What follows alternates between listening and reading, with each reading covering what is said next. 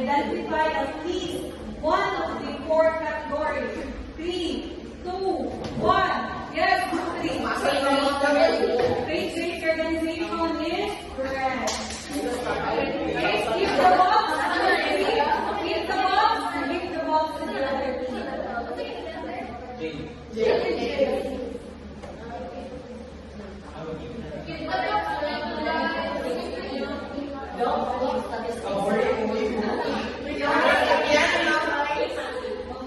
keeping the box for group 3.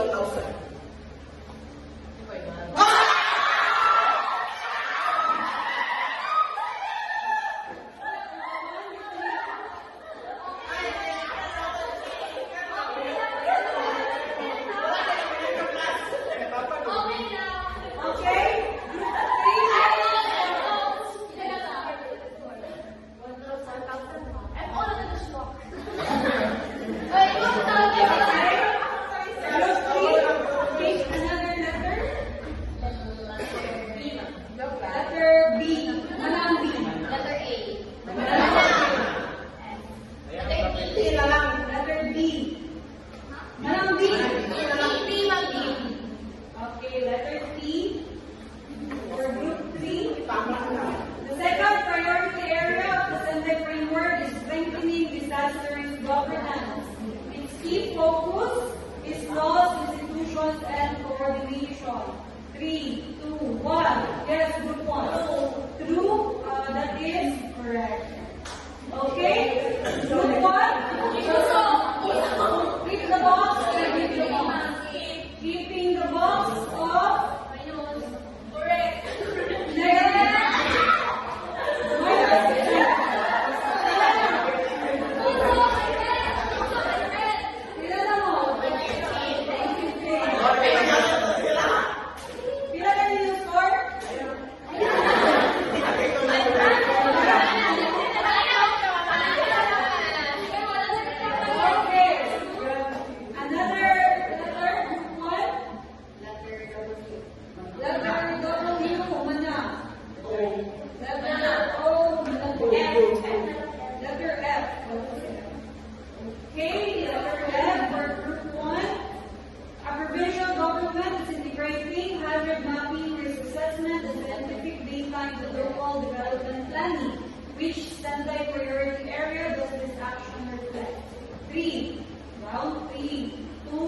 1, yes, group 2.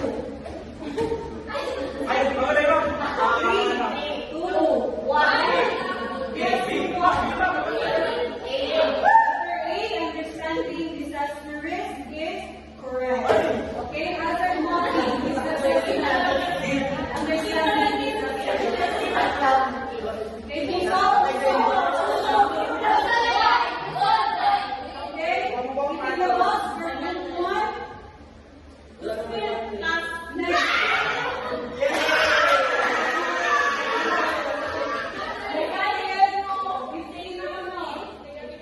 Mahabol sila sa atin.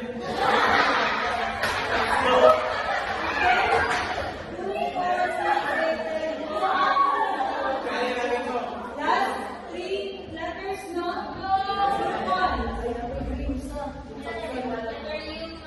Letter U, yes. Wala pa yung letter U. Yung umbrella. If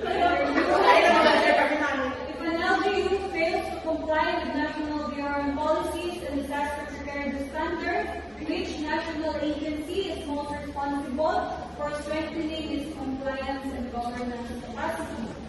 Okay, down 3, 2, 1. Yes, 2. Letter C, the Office of Civil Defense is incorrect. Yes, C. Letter D, the DILG is correct. Okay? If it requires LGU compliance, it will always fall upon the DILG. Okay? Group 3, keep the box or give the box to the other team. Keeping the box or 200. Okay? Safe to say, hindi na si group 3, no? Okay, wala 10,000. 2,000 ang highest ito. Wala na sa group 2. Okay? Next, letter group 3. Ano pa wala? Yes, letter K or M. Which is okay? Letter M. Okay?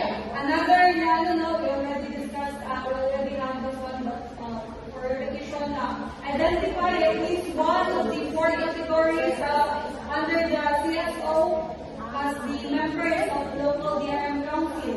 3, 2, 1. Yes, group 3. One representative from the academic. Okay, group 3, pick the box or give the box to the other team. Okay, group 3, keeping the box. Wala na tayo minus 1,000.